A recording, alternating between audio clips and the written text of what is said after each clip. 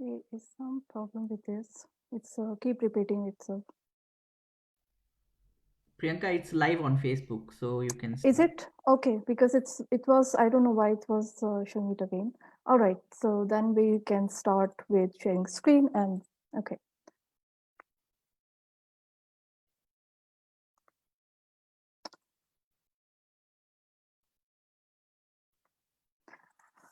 All right.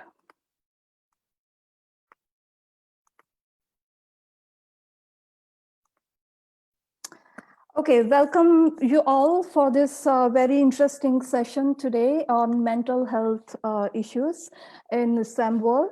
So we are trying to understand mental health among STEM researchers and ways to deal with the challenges faced by them.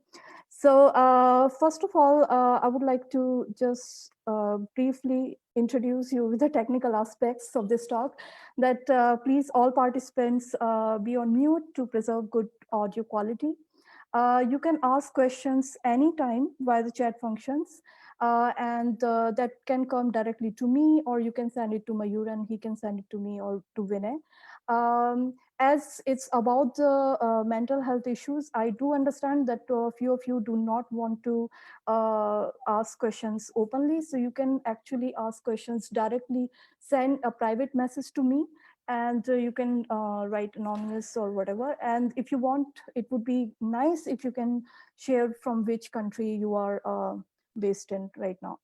um, as I've already told you, this is now live on Facebook, and as well as this session is recorded for later use. So then let's start. Okay. So first of all, I would like to introduce our community Stampiers. So what is Stampiers? It's a global community of STEM researchers. It's a non-profit organization which currently has more than 16,000 members across the globe. And it's a peer-to-peer support group where we provide mentorship and so many other kind of support to each other.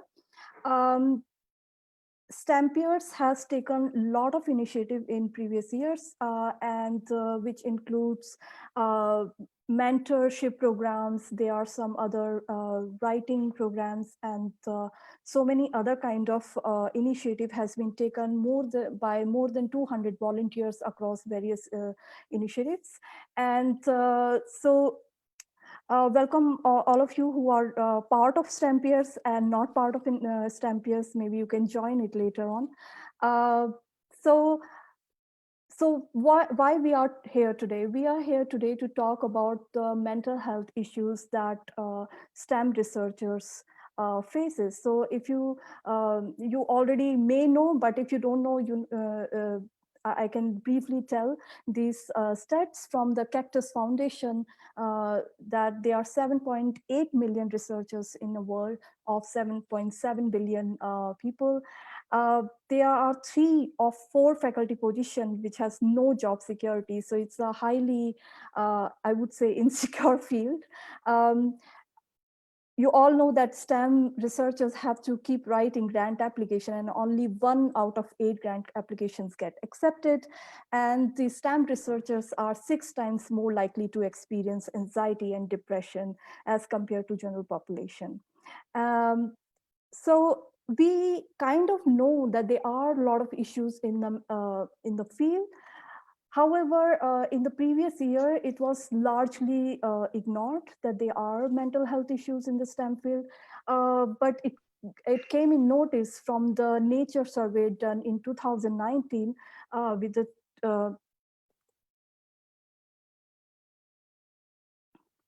okay, it got stuck. uh, by Nature survey, um, which showed that 36% of 6,000 respondents have sought help for anxiety or depression caused by PhD studies.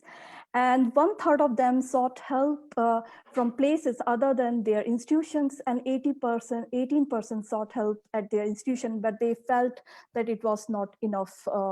So that was kind of rang the bell, and everybody was like, okay, this issue exists and we need to really address it properly. So But if you notice here, these figures, this 36% figure is based on the people who sought help. But we all know not everybody who go through anxiety and depression actually sought help. So the real number is actually more worrisome. And in fact, our own internal survey done a month ago, for a few hours only, we opened this survey and we found astonishing result. We found that around 70% responded, 46 responses. They showed that they felt depressed or anxious, which was related to their PhD or postdoc.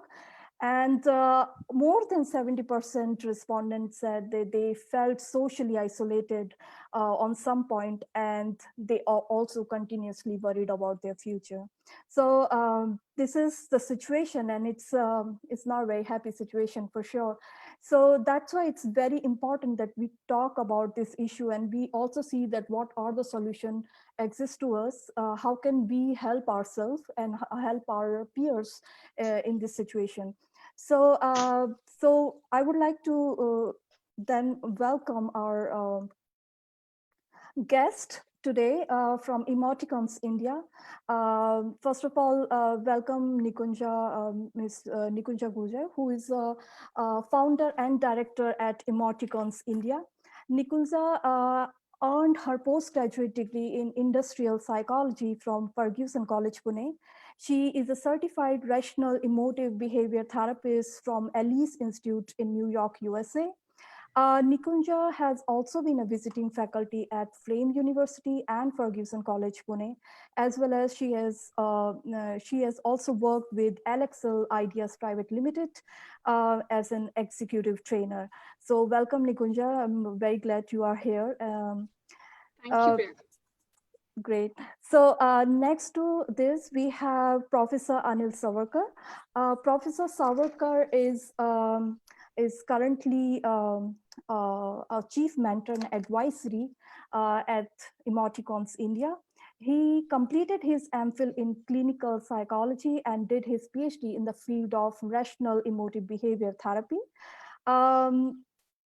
Professor Savarkar is heading the Department of Psychology at Ferguson College, Pune in India, and he carries decades of experience as a clinical psychologist and psychotherapist, and had contributed to several institutes and organizations all over India.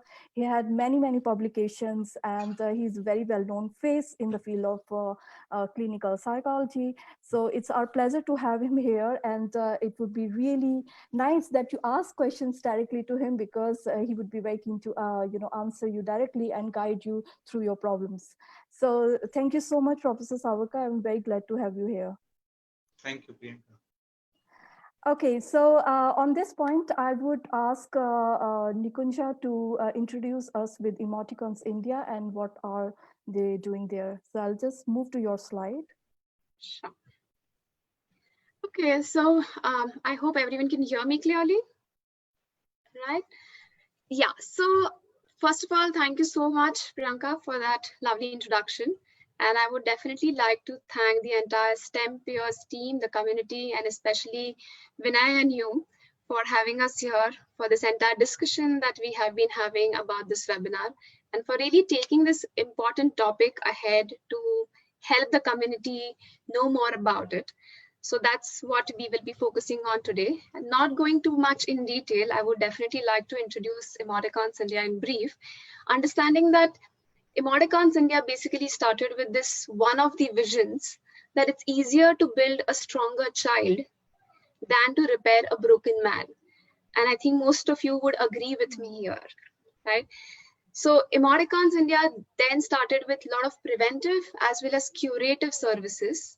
And it's one of the organizations which serves all the mental health related challenges in Pune, working globally right now. Under our organization, there are mainly four things that we majorly, or rather four verticals that we majorly work on. A, is counseling. B, the trainings and workshops. The psychological testing and test construction, and the research, right? Now, when it comes to psychological counseling, our focus and our, I would say, objective in Emoticons India is to look at this entire counseling as a 3D model, By 3D model, I mean that it's not only the people having disorders, they seek the counseling, but also people with a lot of distress, they go through the counseling sessions, and also the people who want to work on the third D, which is development. Those are also the ones who come into the category who sometimes think that counseling is one of the important part which they can really go to. So it's not something which, all of us here should be understanding, that it's not something which is a more of a stigma. It's more from the light of looking at it in a positive way, and also as a way, as I said, preventive and curative. Now, keeping this in mind, there was a mission of Emoticons India to foster hope and healing of individuals with our understanding, our holistic understanding of human behavior, to promote all the standard psychological practices. And that is how the Emoticons India as an organization came under establishment or the foundation in 2014.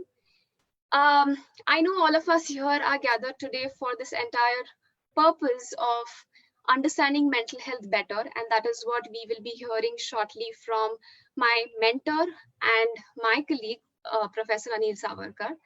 But I think what I would like to, before I hand it over to him, is to help everyone understand that all of you being into this research field, and it's not something which is very specific to the research field, but do you feel that you go through this attitude of favoritism?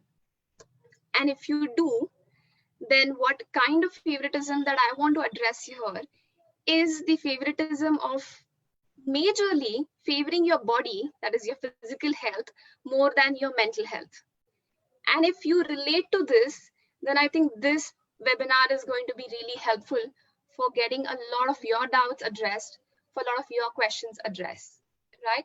So without talking much about emoticons further, I would like to really hand over this entire talk to Professor Anil Savarkar.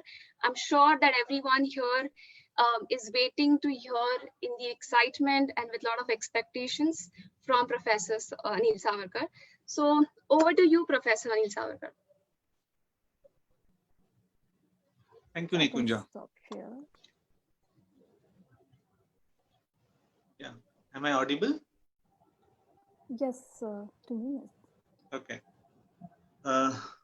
So I'm an Indian, so I would like to wish everyone good evening, because it's the evening here.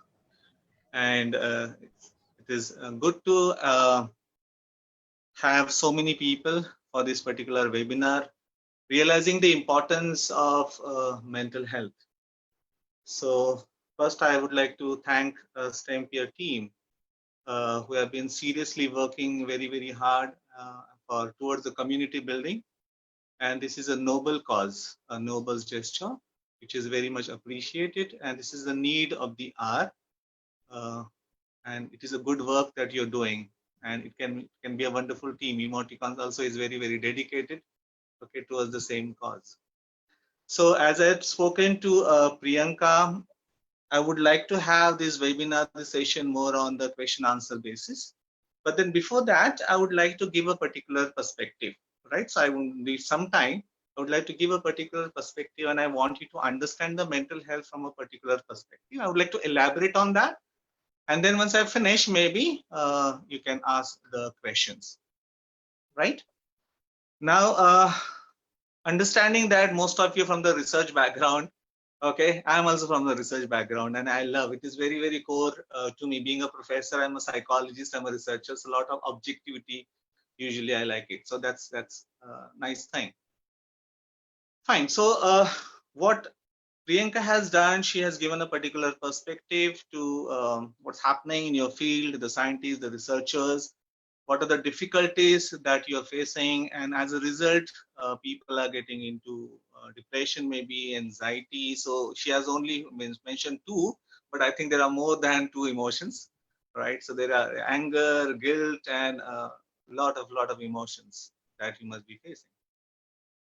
So I would like to give a particular perspective to how to understand this mental health, okay? So maybe to differentiate a little bit from mental health, I would like to again talk about mental illness and mental health.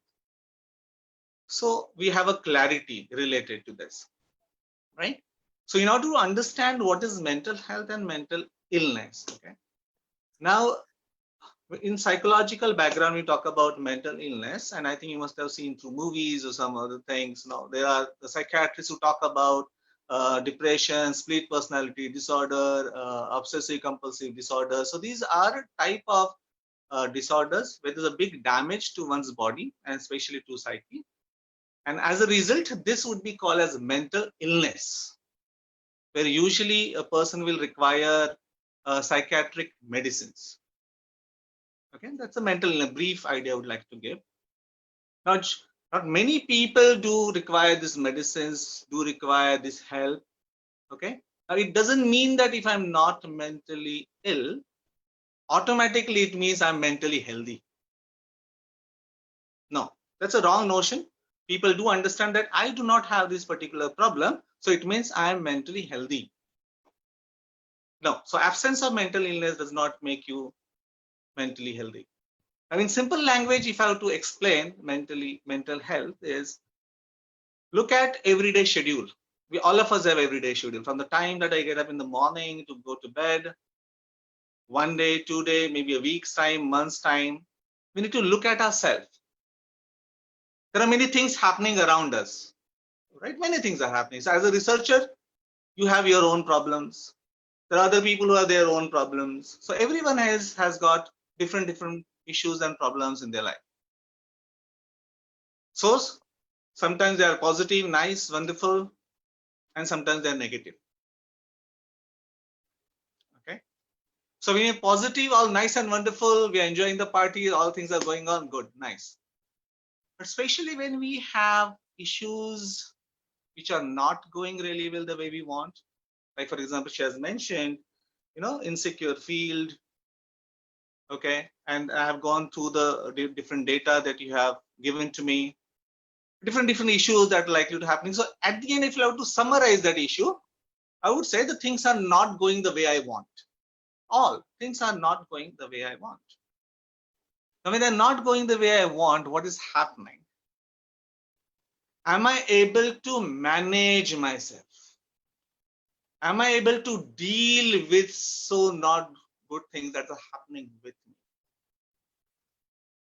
So if I'm able to deal with this emotionally, I'm talking about, okay, whether they are positive or negative, then I'm living a mentally healthy life.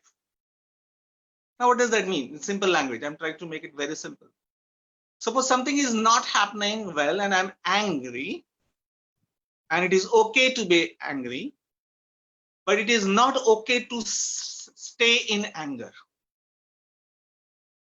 So if I'm angry and then I get back and it just gets okay, and I'm not keeping myself into anger, then it's all right. But if I keep myself into anger, there's a problem. So same way, some things are not really going well. I'm feeling sad. And it's okay to feel sad. But I'm keeping myself into sadness for a longer time, then it's again a problem. I'm getting back to these 5 core negative emotions. It is okay to have a healthy anxiety because I'm concerned about my future, concerned about different things that are happening. It's okay as long as it is a healthy anxiety. But now I am panicked. I don't know what is to be done. My sleep is getting lost. I'm not able to get proper sleep. Okay. Now I'm into unhealthy anxiety. There's a problem. Same way there has to be a healthy fear, but now I'm not into a healthy fear. I get into unhealthy fear. It's a problem. Guilt. Many things can happen from us. We are vulnerable people. And healthy guilt is very, very important. But maybe I'm not into healthy guilt and I'm attacking myself continuously, blaming, finding fault with myself. Again, there is a problem. So I'm keeping myself into these unhealthy emotions. Why? Because there are triggers that's happening in my life. So how do I understand whether I'm living healthy mental life or not? Checkpoint is emotions mainly, and the behavior, because behavior is caused by emotions.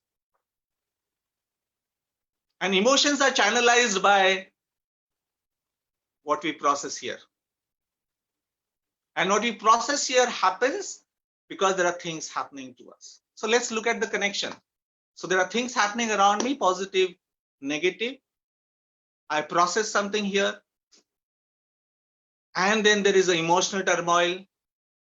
And not only emotional for momentary, I'm keeping myself maybe one day in that same emotion, second day, third day, fourth day, fifth day. And as I told you, and you spoke about depression, what this depression means. Depression requires, the clinical explanation, it requires 2 weeks to keep yourself into this sadness. And when you keep yourself into sadness, you see there's a change. No, you are aware about dopamine, serotonin, and other neurotransmitters. So there's an excess level of this neurotransmitter, or maybe it is a control inhibit level of neurotransmitters, and now there's a imbalance. So continuously we keep ourselves in this state, and there where the depression starts. And 2 weeks is sufficient to now change your bodily function, because now you are not going to have a control over your body. Your body is going to react. And that's the reason in depression, people either gain weight or lose weight. Sleep loss is a problem, cannot concentrate. They do not enjoy the thing they were enjoying before. So it's not that they're purposely doing, it is now the body is not supporting because of the chemical imbalance that has happened. There's a fatigue, energy, there's no more energy. And all this is what? It's pain. It's pain, a strong pain, a psychological pain. And I am not seeking help maybe. I'm not doing anything about it. I don't know what is to be done. Why should I tell the other people? We know that I'm a vulnerable person. So there's an immense pain, continues. And I want to get rid of this pain. So what do? Because there's an emotional turmoil, I have continuous suicidal thoughts. Because I want to get rid of this pain. See? I'm keeping myself into depression. Okay, I keep myself into anxiety, and I will talk about that, why these things. I keep myself into guilt continuously, whatever that's happening. Okay, and we are not able to cope up really well. And it continues there where you need to realize that, no, you're not maybe mental. So when you say severe depression, I spoke about this, what is happening now, bodily change. It's an indication of severe depression. So you directly do not get into severe depression. It starts with mild symptoms, then the moderate. And when the body reacts so strongly, that's where I call it severe depression now. It's not under your control now. You require medicines. So there where the severe depression would be a mental illness. Okay. But when you are having these continuous emotions, there's a frustration, you're feeling lonely, all those things, it means you are not maybe mentally ill, but nor you are mentally healthy. So what is the meaning of mental health? If I'm living mentally healthy, means whether these are positive or negative incidents, events in my life, I do not get stuck into negative dysfunctional emotions. I'm repeating, I do not get stuck into negative dysfunctional emotions.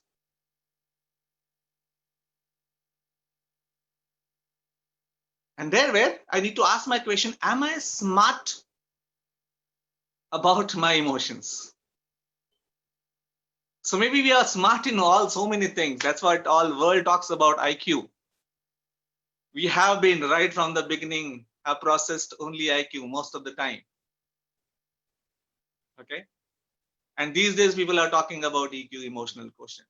So simple language of EQ according to me is, am I able to deal with my negative dysfunctional emotions? And somewhere maybe is not happening. It means I am not living emotionally healthy life. And that is going to cause now problem because there's a turmoil. So it is going to spill over on my profession. It's going to spill over on my family. So maybe I'm angry and I don't know how to deal with and continue. And then I see a soft target. Maybe at home, I take out all this anger on someone else. Maybe in the profession, I'm taking it out. I do not know how to handle anxiety, maybe, and that's the reason I'm continuously having this physiological change in my body.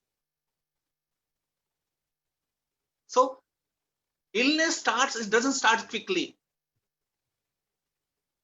It takes time. And I'm telling you, in psychologically, in psychiatric field, 75% of the illnesses I'm talking about, illnesses, if you have little idea about psychiatry and mental illness, okay, 75% are caused by negative dysfunctional emotions, the turmoil that we have, physiological change.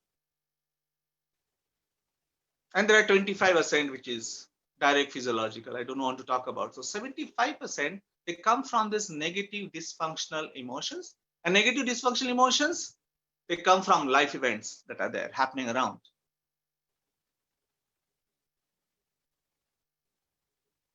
So here I need to become aware about, okay, am I living my life emotionally healthy?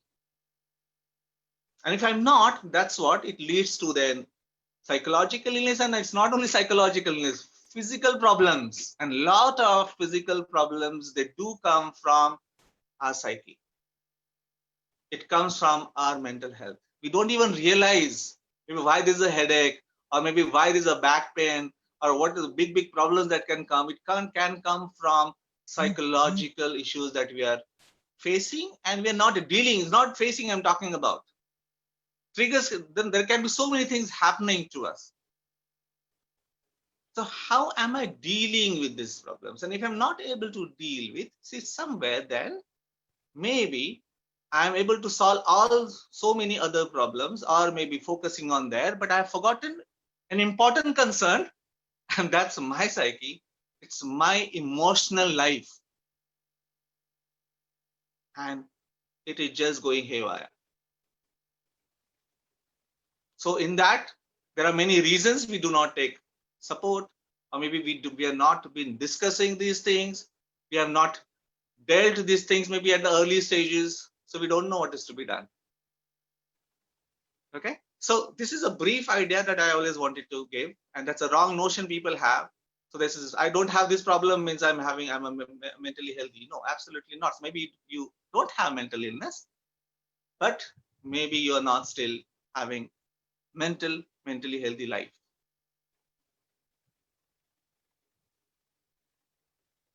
Right? So this is a brief thing, try to understand that what is the difference between mental illness and mentally healthy life. Yeah, Priyanka, anything you want to ask? Because there are so many things for me to tell, and maybe I would like to keep to the related thing so that I just don't want to get into another area. Thank you so much. I think it was very, very informative, and I'm sure we all learned quite a lot of things today. And it's really shocking that around 75% of illness that originates from negative dysfunctional emotions. So I think it's very important to really understand our emotions and really work on it in the initial phases rather than it becomes really huge issue for us.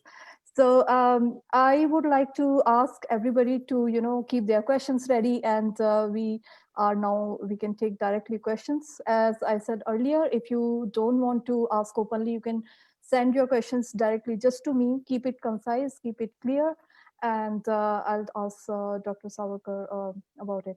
So maybe we can, Dr. Savarkar, you have already seen the data we sent you, that if we talk about the issues of the mental health issues of the STEM peer community, STEM community, it's mainly falls in several categories. The one is, I think, the toxic environment. I think most of the people they face in the lab, they are working, and as you know, in research, you are most of the time in the lab, and then Absolutely.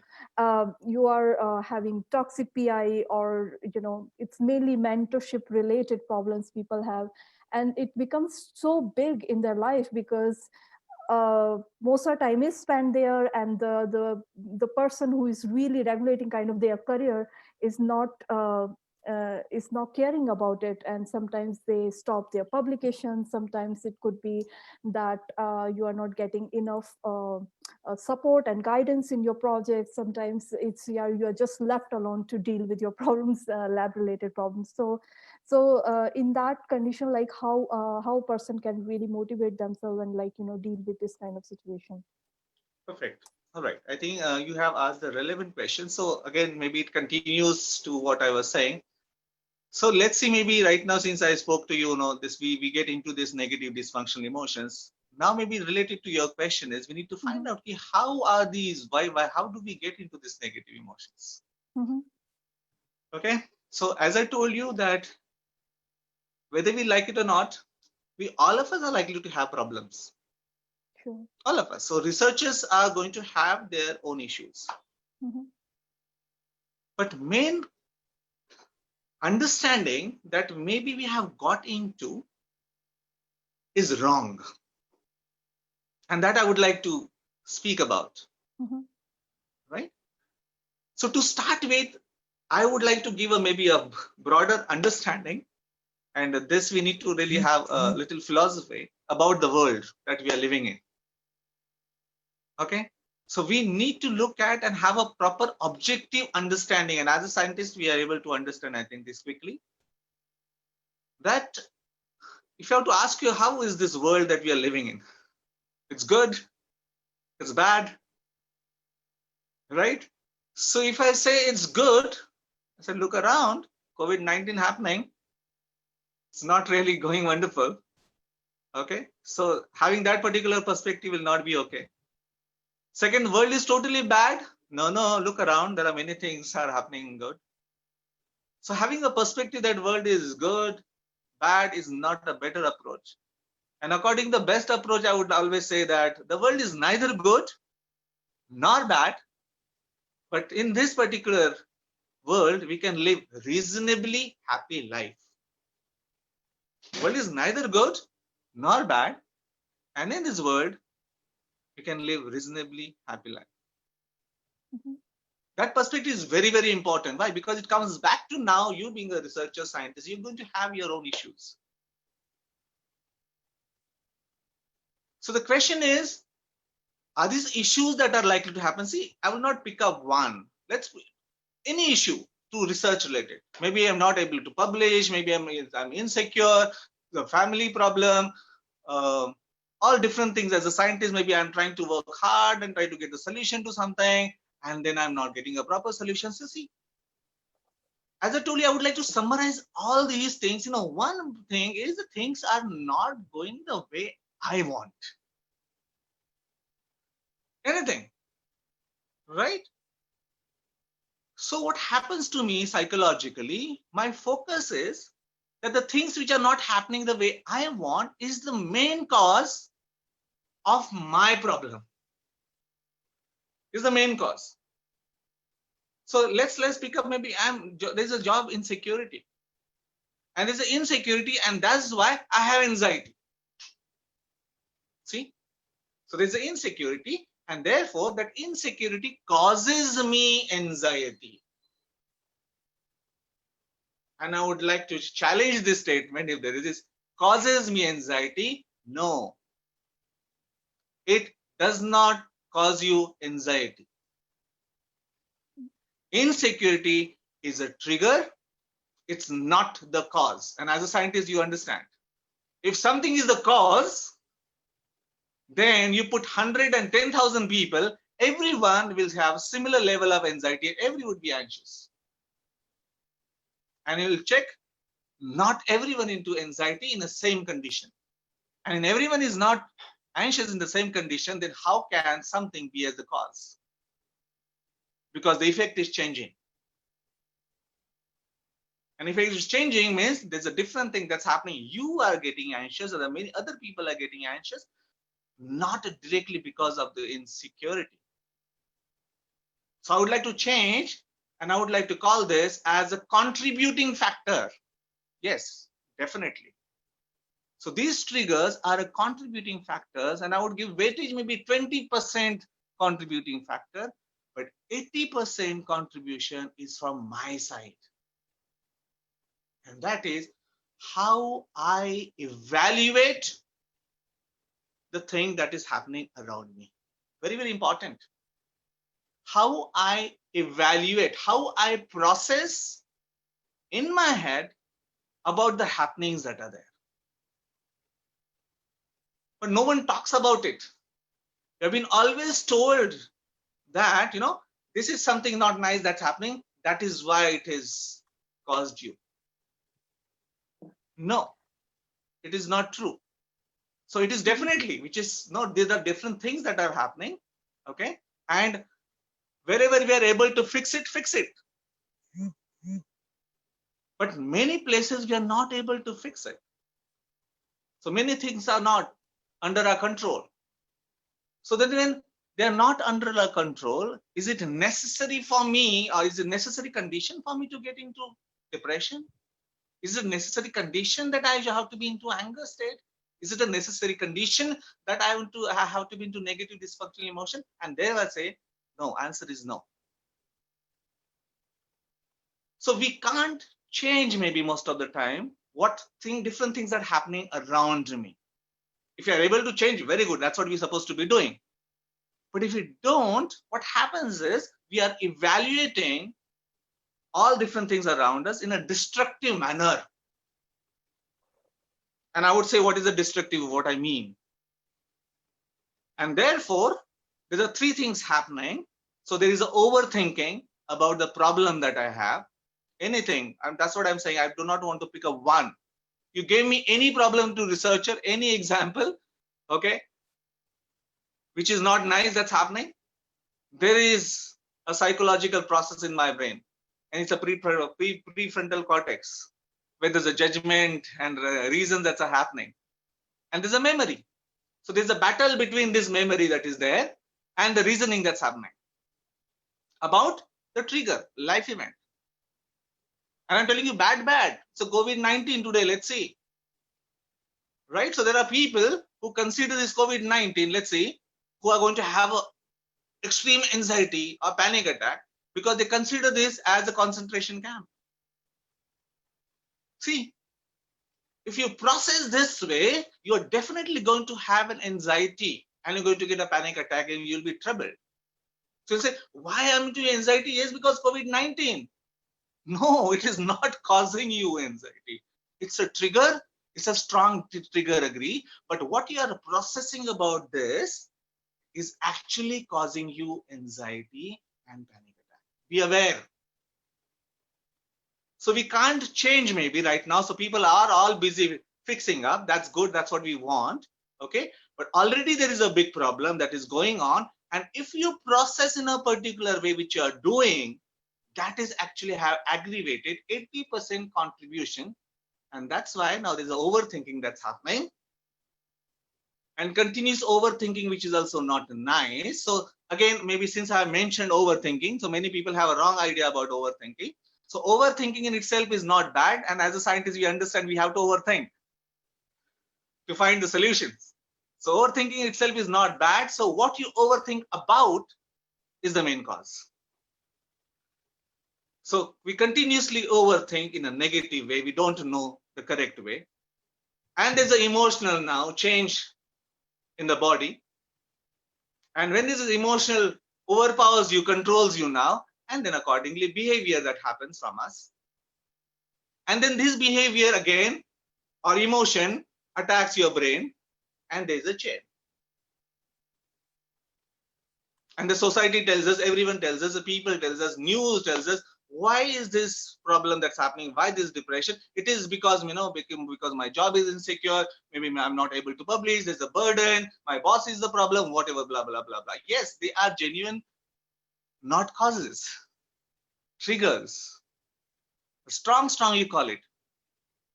But then somewhere I am continuously doing something in my brain that is aggravating the issue. And I would like to now add and I would like to elaborate this more. So we get a particular perspective because no one tells about these things. So what we process now, why do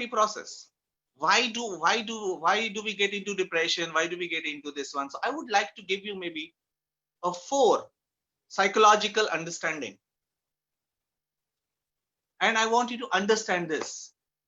So when some trigger that is there, which we think cause, we need to actually change now that it is not the cause. Keep that as a trigger. Okay, believe it, that is a 20% contribution. And if we have kept it ourselves into negative emotion, it is I am thinking sometime. And I'm going to tell you now what we are thinking and usually what we think. And not only think, it's not simple thinking, huh? It's not simple thinking, it's conviction. It's a belief. It's a belief that we have. And unfortunately, down the years, the upbringing that we are, whatever the world that we come from, we have got this in our system. Okay? And I would like to name this 4 thought process, 4 perspective. And these would be that I'm telling you, you take any problem. I want maybe after this webinar or during the webinar, that's as I talk, you listen to this perspective that I'm going to tell you and look at if you're having any problem, check whether what I'm saying is not correct or not. So as I told you, first thing is, so these events, maybe now, whatever that you take the events of your life as a scientist, researchers, if that's happening and you see yourself angry, frustrated, depressed maybe, or you're going through something, check whether you are doing a particular thought process, which I'm going to mention now.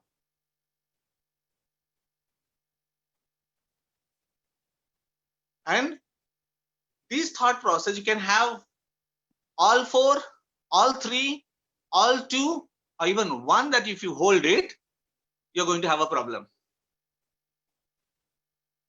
And also you will see if people think about mood swings, you know, maybe right now I'm feeling very depressed, other time I'm feeling anxious, third time I'm feeling guilty. We talk about mood swings, right? So there's an explanation to these mood swings. Why these mood swings happening? Because we are changing from these thought processes, which I'm going to mention. So whichever thought process is dominant, you're going to have that emotion. Then maybe second dominant, third dominant, fourth dominant. So you're moving from emotions to emotions. So let me introduce first one. So it's actually, there's no chronological order. This is first, second, third, but I would like to maybe mention. So first one I would like to say, talk about is self-depreciation. It's a thought process. Not everyone must be going through, by the way, but you need to check whether that's a tendency, right? So I think as we maybe before the webinar, you were having discussion I was listening to, and I think I don't remember his name, but he was trying to mention people having a problem also the presentation. Okay, people go through anxiety. Why people are going through anxiety? Is it the presentation maybe for the company that has to be made? Is the problem? That's why? Or there is something else? So it's connected. So let me talk about this. As I told you, self-depreciation is a belief system. It's a thought process where I am getting into tendency. Now this is, I'm getting into tendency to find fault with myself, to blame myself. Okay? To find fault with myself, to blame myself. And how does it happen? So there's a concept called confirmed reality and perceived reality. Researchers, you're going to be with me, I understand, because you will be able to understand this quickly. Confirmed reality and perceived reality. So let's see, maybe I went for an interview. All right, went for an interview, and my interview did not go well. Right? And then at home, maybe I come back. What's happening? I'm sad.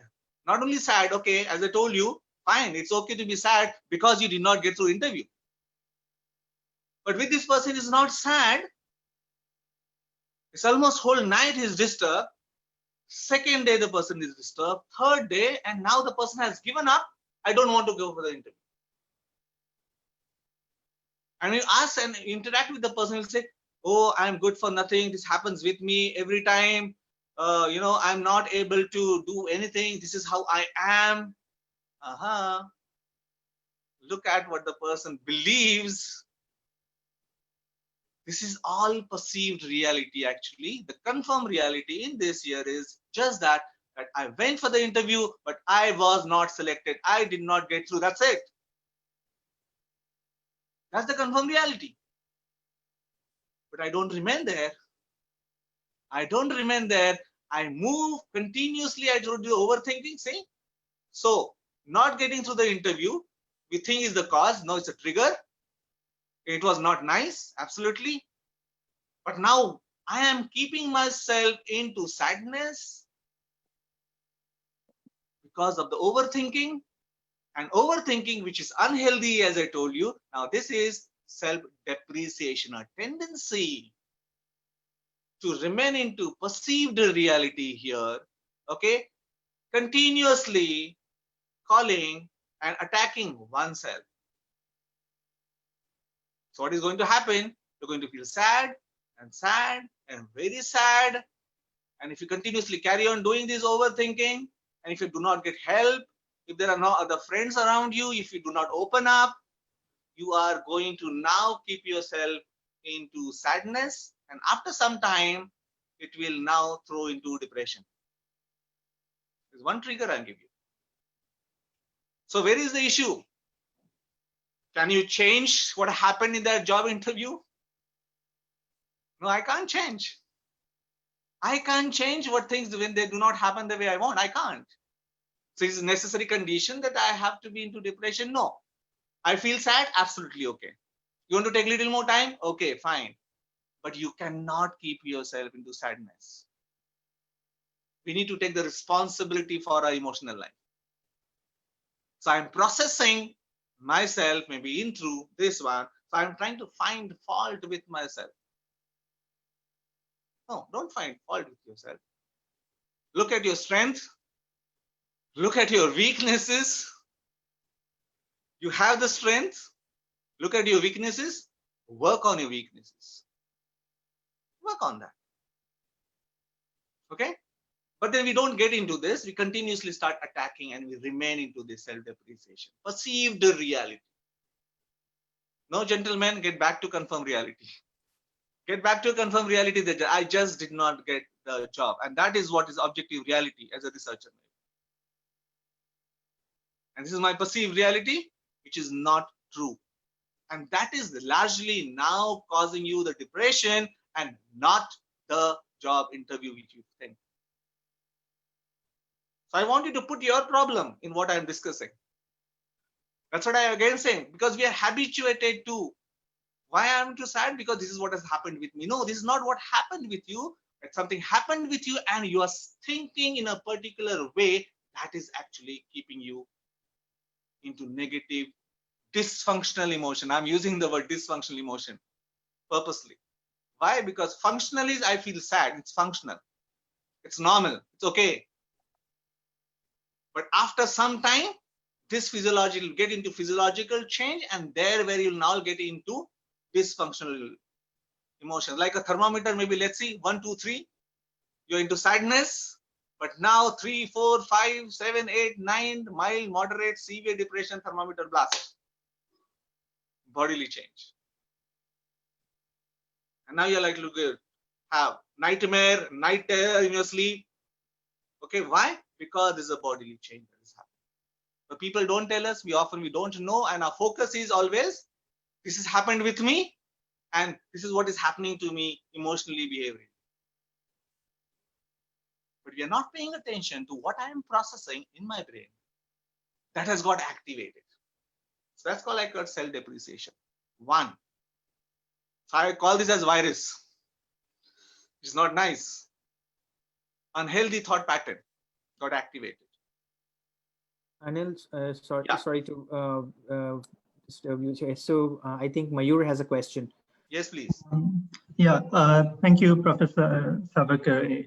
It's very interesting to talk about self-depreciation. And you mentioned about one of the examples that you go to an interview, you do not clear the interview, and that's the trigger that essentially leads you into that phase.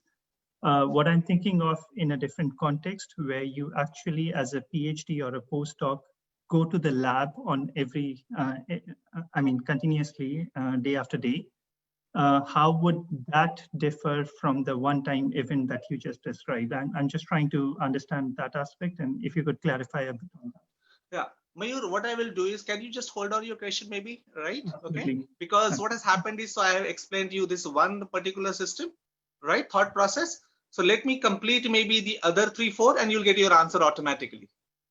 Right? Okay, I will come back to your answer. And if you still don't get an answer, okay, we'll come back to that.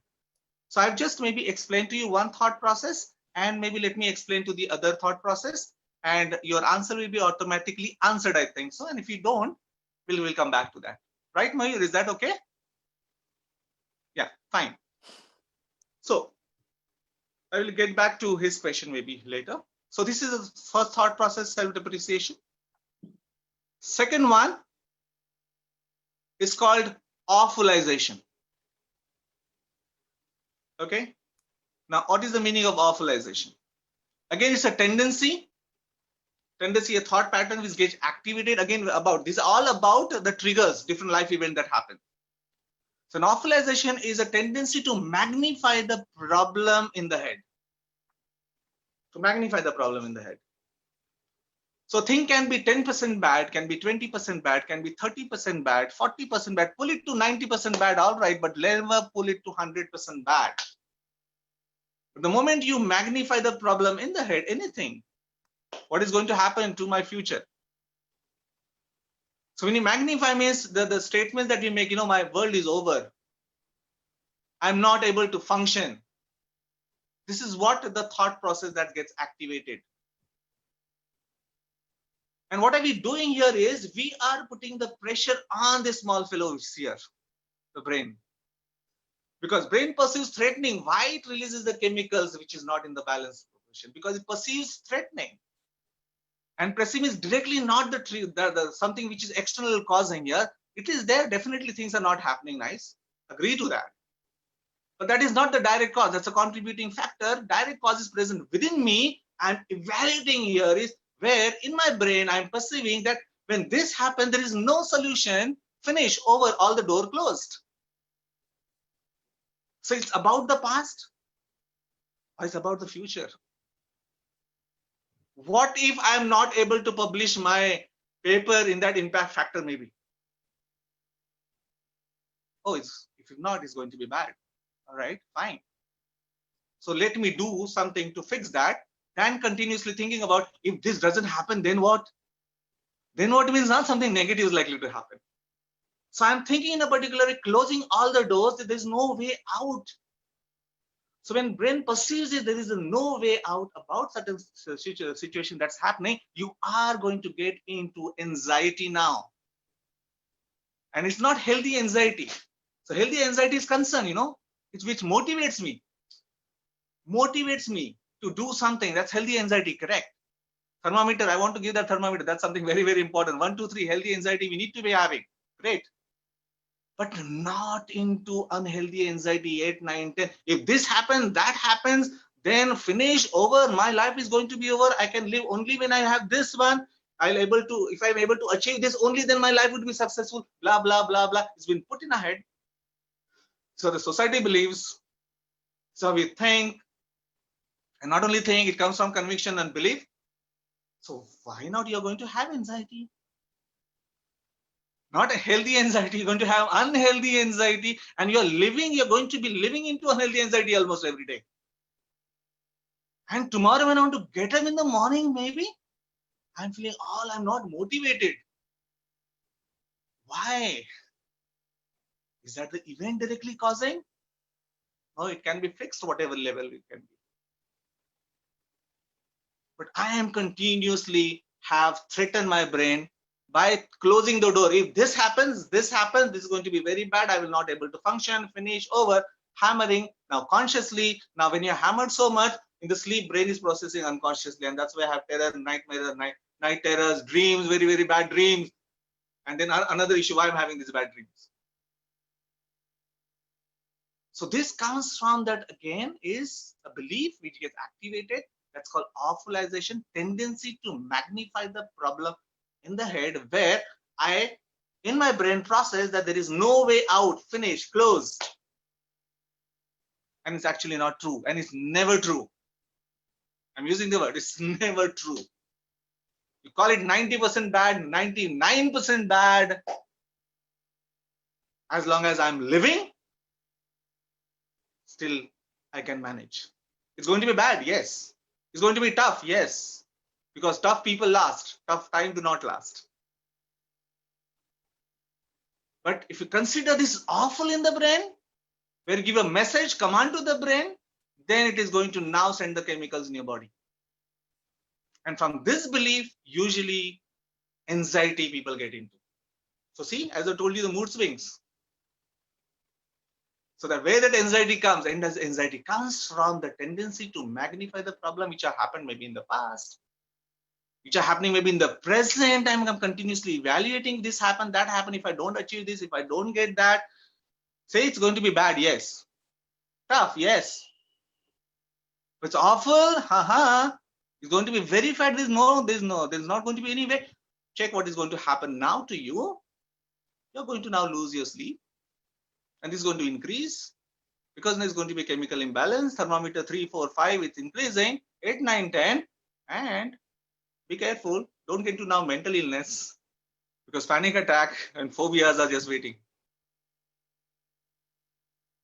So our focus is what? Again, our focus gets back to what is happening to me and what has happened in my life. But I'm not again paying attention to what I'm doing here in my thought process. Because wherever I go, this psyche, this fellow goes with me. If I go to any place, this is going to be with me and I'm processing. So that awfulization. So as I told you, see, that if you are into awfulization, then you're going to have anxiety. Okay, also maybe you're feeling sad. Okay, if you're attacking yourself, finding fault with yourself, not accepting your strength and weaknesses, maybe finding fault, getting into that self-blame continuously, you're going to feel sad, you're going to get into depression, you're going to feel guilty. Not healthy guilt. Healthy guilt is taking the responsibility. Hey, okay, you know what, this has happened from me. And I accept, take the responsibility and make every effort not to repeat, maybe. That is okay. That's healthy guilt. But unhealthy guilt, oh, finish, over, I'm bad, blah, blah, blah, blah. No, now you're moving from healthy guilt to unhealthy guilt. You're ashamed. And that is not going to do any good to anyone. So taking the responsibility is perfect. Accepting that I'm a vulnerable person, yes. All right. Go ahead, work on your weaknesses because that's important. Maybe you're working in a company and all this. Work on that because it's needed. So this is what I'm calling you second thought process, awfulization. Third one. And I purposely put the third one actually, but this is the core one. And I want you to understand this because very often this thought process people are not able to understand properly. Okay, this particular thought process. And this I would call as demandingness. Or another name to this demandingness, I would like to call this as absolutism. Now, what is that? Do we need to have expectations in life? Yes, please. Do we have? We have. There are many people know you having a problem because you're having too many expectations. No, I would say no. We need to have expectations, and please have expectation. That's what motivates us. But we need to realize one reality that expectations, yes, but not necessarily the expectations are likely to be fulfilled. So I told you the world is neither good nor bad. And it's going to strike us very hard. Sometimes frequently, unfortunately. Okay. So this is, when I say having the expectation is okay, but not the demandingness or absolutism. So what is the difference? Now let's see, maybe Mayur had mentioned a little bit maybe about going to the lab and expecting that I get proper result maybe in something. Let's see. Right? And that is a proper expectation I should get. I've worked hard almost 1 day, 2nd day, 3rd day, or maybe now I enroll into PhD and maybe 3, 4, 5 years I should be able to complete that. It's a proper expectation is good. Fine. But now that's a reality. Researchers, get back to the reality. Just because I wish this to happen with me, is it a necessary condition that it is going to happen? I'm repeating this. Is it a necessary condition? Just because I wish something to happen with me, is it a necessary condition that is going to happen? No, there are always two things. It might or might not. Even every day I'm talking about. It might or might not. But what happens to me, my brain is not paying attention to the other part. It only pays attention to one way, that this has to happen this way. Yes, correct. It should. Therefore, it will. Aha. Be careful. It may or may not. So why do I get angry? I get angry often, and I'm getting angry. Why? Because this did not happen. I want it to happen, but it did not happen. And there will be all possible conditions that must be there, and therefore this did not happen. And can it happen that this does not happen? Yes, unfortunately. Unfortunately. So what I want you to really understand, look at the reality. And reality can be hard.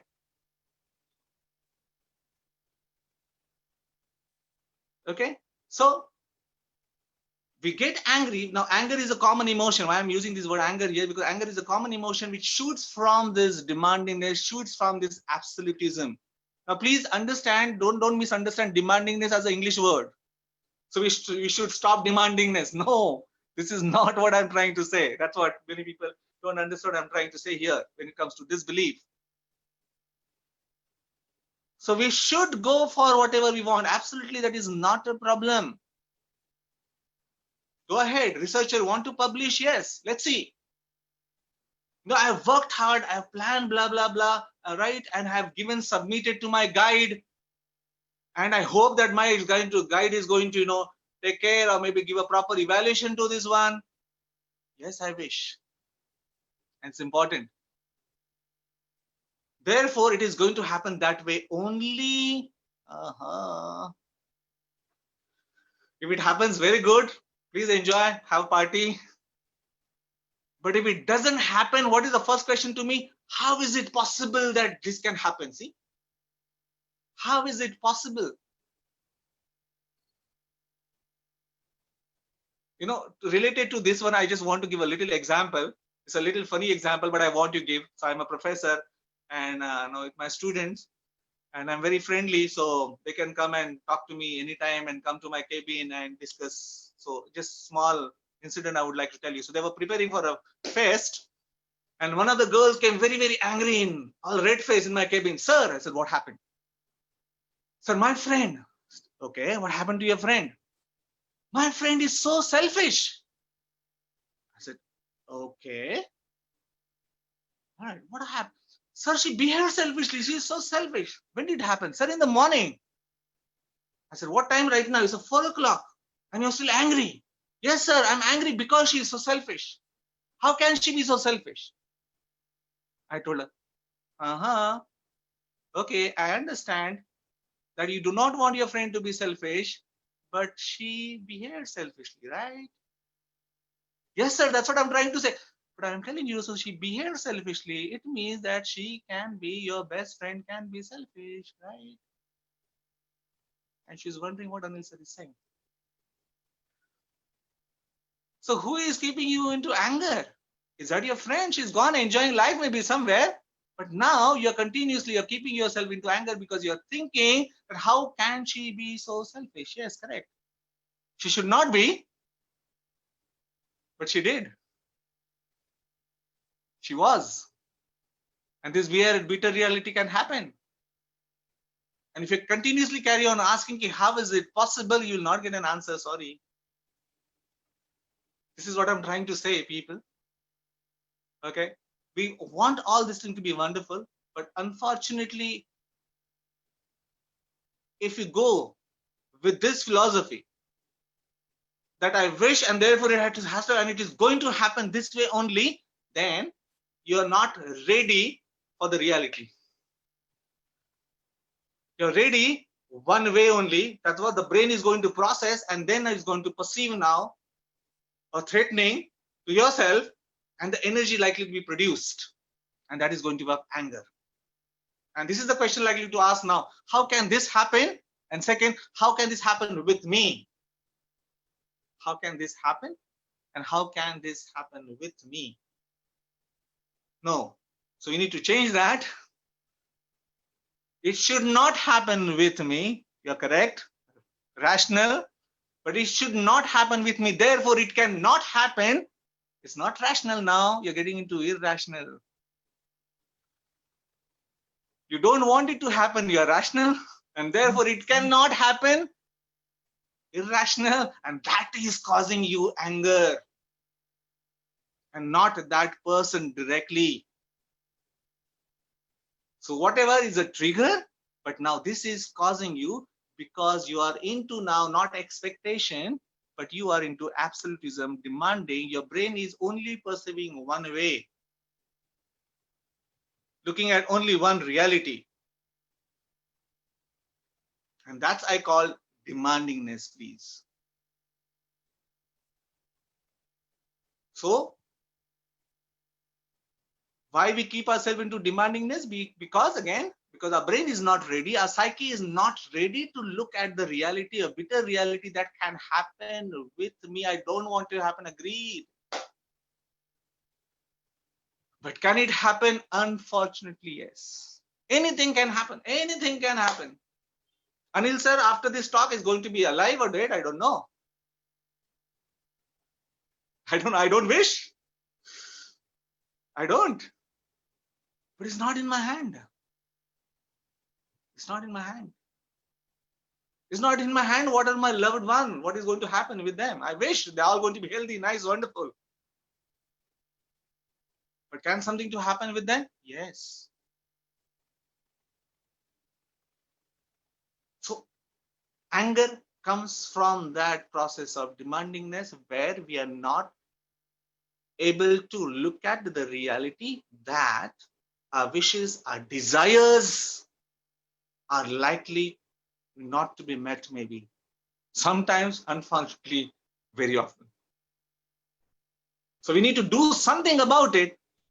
That's the way ahead to fix it, whatever possible, but not continue remaining why it has happened. The whole question is very often, why me? Sorry, no answer. Why me? No answer, sorry. So accepting this time it is you. Or be accepting this 3-4 times, maybe this is you. And maybe check whether what errors that you are making, maybe that's why it is somewhere you. Active approach. And not the passive approach. Why? Okay, so we go with expectation, absolutely go with desires, no problem. Go ahead with that, but be ready and anticipate that things might not go the way I want. So let me accept it, fix it, try to fix it, move ahead, but not remain continuously into demandingness, because that is now going to produce anger. So this we demand from other people, we demand from life events, and also people, we demand from oneself. How can my experiment fail?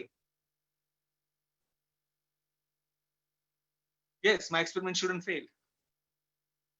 That's correct. But therefore, it cannot fail. Sorry. Sorry, unfortunately, bad. This has happened. So you're going to be angry, and that's okay because there was a strong expectation and did not happen. Perfect, you have all license to get angry, but you're going to remain into anger if you continuously. How is this possible? Is a problem. Now you are into irrational thinking and not into rational one. And now you are keeping yourself into anger. So it's not going to be healthy anger. You're going to move the thermometer up unhealthy anger. So going to upset and angry with yourself. Get upset with yourself, fine. Why? Because maybe you're not worked hard, maybe. It's a possibility to get upset. Absolutely all right. But don't remain there. And if you're going to remain there, please check. This is what the thought process that you are doing. That how can it happen with me? It should not happen. Okay. Therefore, it cannot happen. No. Sorry. So this is demandingness from life events, demandingness from other people, demandingness from oneself. Very important thought process, people, I'm telling you. So strong anger comes from there. And there's another thought process in line with this. So I explained to you self-depreciation, I've explained to you awfulization, I've explained to you absolutism, demandingness. There's one more, and that is low frustration tolerance. Now again, low frustration tolerance here is a belief, a thought process, a belief that when this happened, I just can't stand this situation. I just can't stand this person. I just can't stand this life events. We say this, if you realize, and not only say, we believe that I just can't stand, I just can't tolerate. And actually it's not true. We have immense ability to tolerate, and it is given to us because it is not physical, it is psychological. Physical is different. I have a toothache, it's a pain. It's a proper pain. But psychological pain, largely caused by us, by putting and keeping ourselves into this thought process about life events. So I continuously tell myself that this I just can't stand and I can't tolerate. So it is actually not true. It's not that I can't, but I don't want to. I don't want to. Okay. Now don't misunderstand this belief. That's what the wrong ideas people get. So therefore you should carry on tolerating. No. Therefore we have immense ability to tolerate. We need to tolerate every Tom, Dick and Harry. No, absolutely not. We need to believe in this particular ability. And we need to tolerate for something that should be tolerated. Tolerate to your weaknesses. Tolerate important people in our life. There are many things which are good, maybe some things will not good because they are important. So tolerance, this belief comes from the motivation. There's a purpose to tolerate.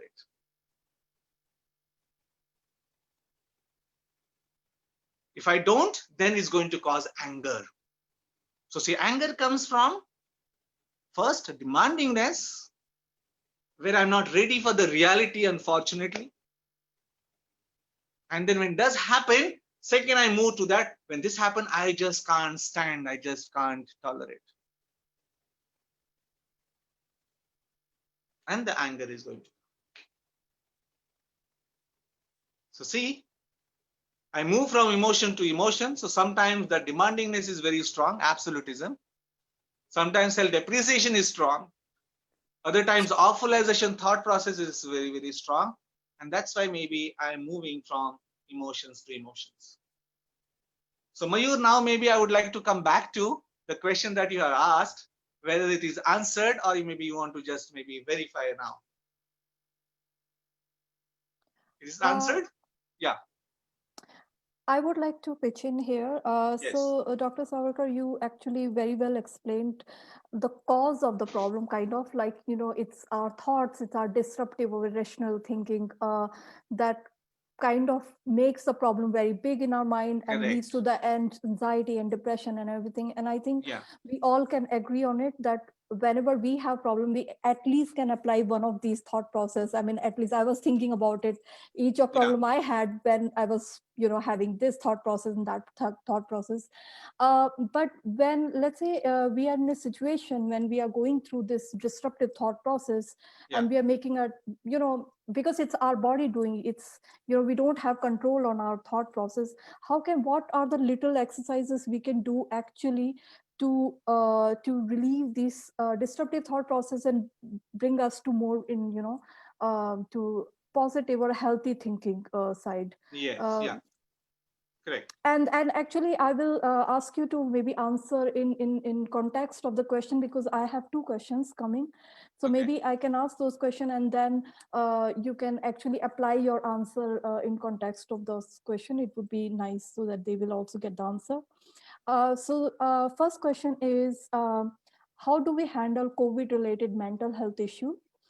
Specifically, one arising due to uncertainty with employment and parental health, parents in home country while you are abroad, and that causes a lot of stress and worrisome. And I think most of us are actually on some point going through this nowadays, that our parents are back in India or somewhere else, and then we are thinking like how to handle this situation.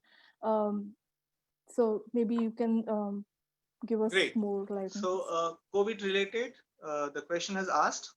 Now, Mhm. again, I told you is the answer is in the thought process that I explained to you. Right? That Mhm. is what can be done by yourself. Yeah. Right? First of all, avoid taking stress. Now, that's always try to understand while asking question also is it causes stress. No, it does not cause you stress. I become stressed about those things. So I want everyone, people to change the language, even the vocabulary. This is something very, very important. Avoid something causing me stress. So when you say something causing me stress, you are putting 100% responsibility onto something else. No, it's not causing you stress. It is something not nice that's happening and I'm stressed about. So when I say I'm stressed about, I'm taking the responsibility for my emotional well-being. So definitely there's a genuine problem that cannot be taken away. So genuine problem now, I don't want to, again, I do not want to remain into these 4 beliefs.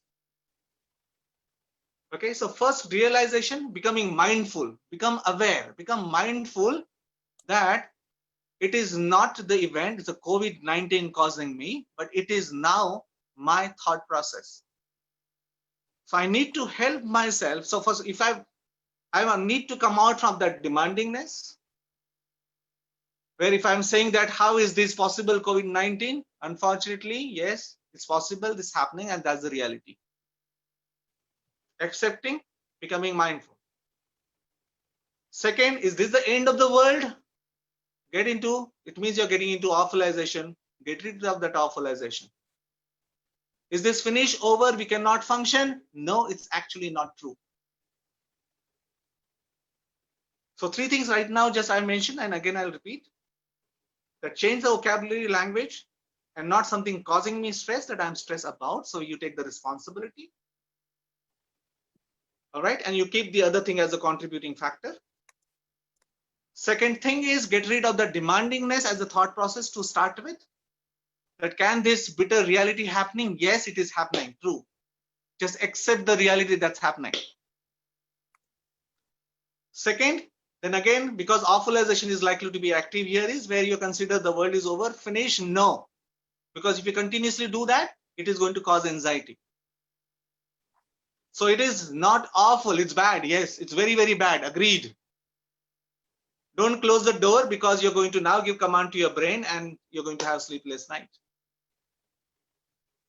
So what is the best approach? A rational approach. Let me fix what can I do? Whatever I'm able to do, let me focus on that. Because that's what in my hand. And whatever in my hand, I should do. So I need to take care of myself. I need to take care of myself so that I don't get this infection. I need to take the responsibility that I don't give it to someone else.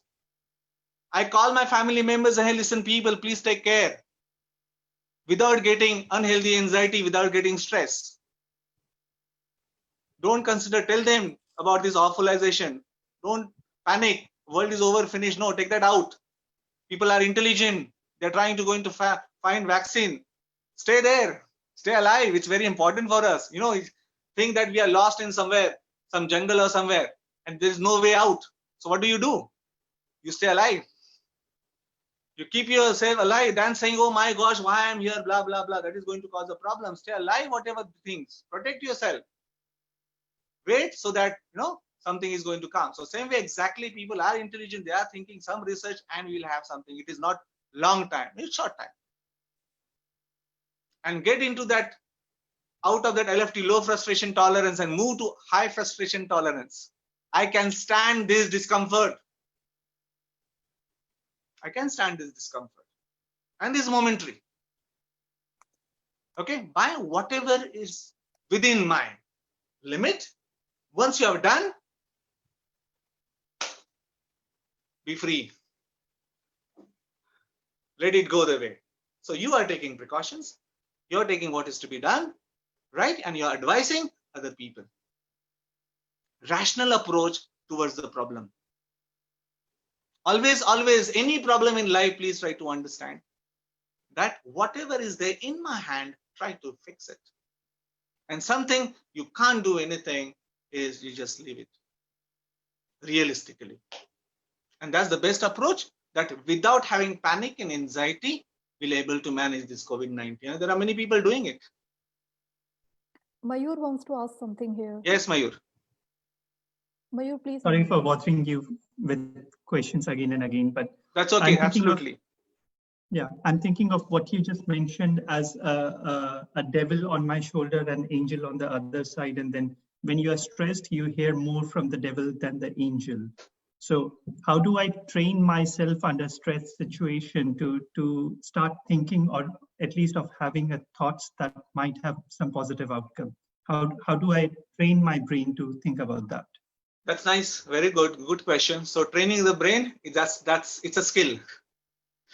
It's a skill. And unfortunately, what is happening, this is not been told right from the beginning. In education, that's what, in emoticons, we have this selfie program, and that's what we do. We have introduced the psychological program right from the first standard. This is what we're trying to do.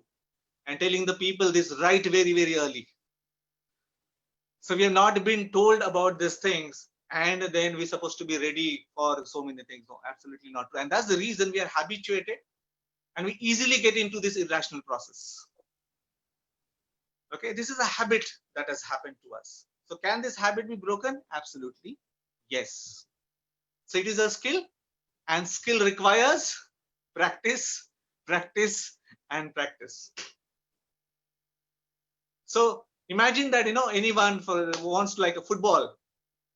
The first time the person wants to do something, play with the ball, going to have a problem. So what the person has to do? The person has to practice and spend time related to this, okay, so that tomorrow with this practice, 1 hour, 2 hours, whatever the time, is able to really play wonderfully. So same way, we have to give a practice to our brain. And that's what we always do, as psychologists, do a brain gym. Very, very important. Have time for reflection every day, people. Just don't go through life. Have time for reflection. Have 15 minutes, have half an hour, have 1 hour. But please give healthy time to what we do during the day. Very important. Take a walk. Go outside wherever. With COVID-19, inside you can take a walk. And look at the processes. Maybe something that happened badly. You got anxious. You got angry. Okay, forget about it. That's all. It's done. Over. But now re-look at that event. Re-look at it. And re-look at it and check it. What is the thought process? Now get rid of this key. No, it is not maybe that lab issue. It is not that publication. It's a trigger, but I am processing something in my brain. What am I processing? Am I into demandingness? I'm continuously bombarding. Become aware. Am I saying that I just can't stand this? Become aware. Because I can't fix what is external. I can have 10,000 problems. We cannot carry on fixing it. No. But in all 10,000 problems, you will see these 4 beliefs. All 4, 3, 2, even 1 is good to trouble us.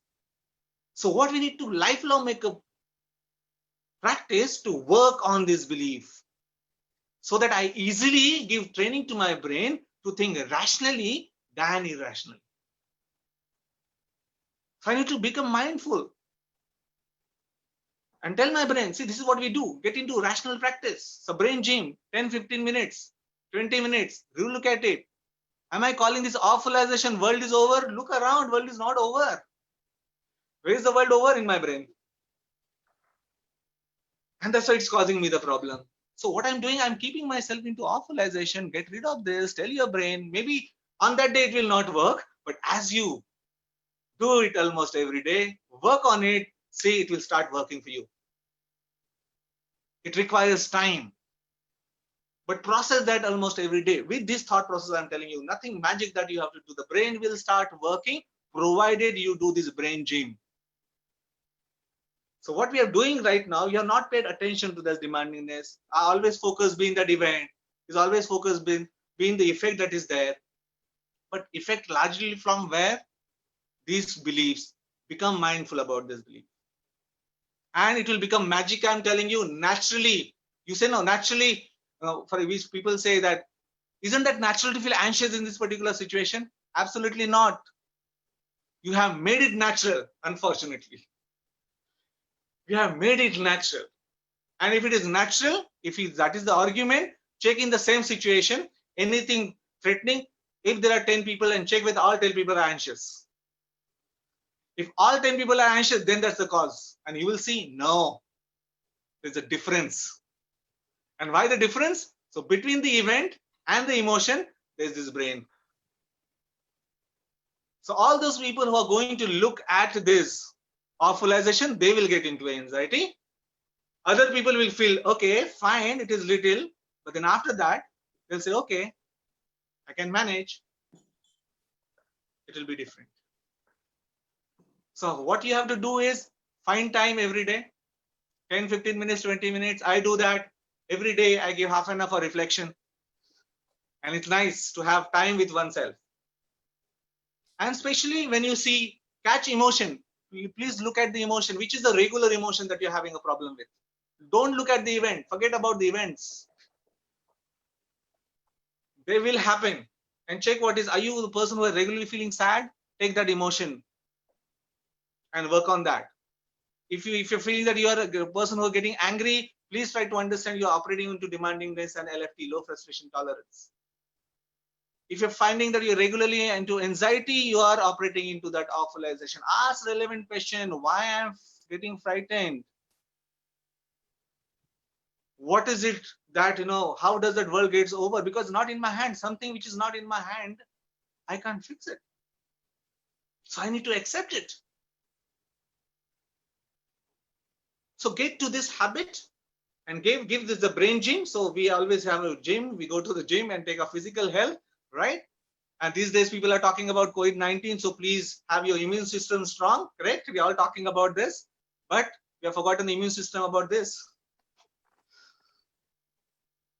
Okay, this also can be fixed, provided you help do this brain gym, process this. Tell yourself, I don't want to be into demandingness. Tell yourself, I don't want to get into LFT, low frustration tolerance.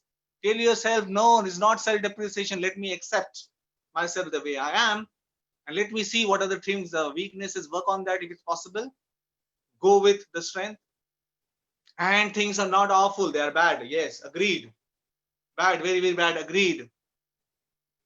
Awful, only when I die. Nothing can be fixed, unfortunately. But as long as it's possible, let me see and do things. So when you work on this thinking and you get into this philosophy, I'm telling you, this brain just does miracle for you. And you'll experience, I'm telling you. Tomorrow you'll come and tell me, Anil sir, hey, listen, I've worked this. Do this just for a week and see whether you see the difference. It works for you. Yeah. Yes. So Professor Savarkar, I don't know, Abhi, you want to ask something because we have few other questions coming up, so maybe you should take them as well. Yeah. I think you can ask the questions that actually came in. I can talk Okay, later. so our next question is how one can know if one is predisposed genetically for depression and need treatment sooner. Most of the time it is not genetic and then behavioral solution can help, but how to distinguish that? So that's the question. Okay. One thing, genetic related. And there are many researches now related to this.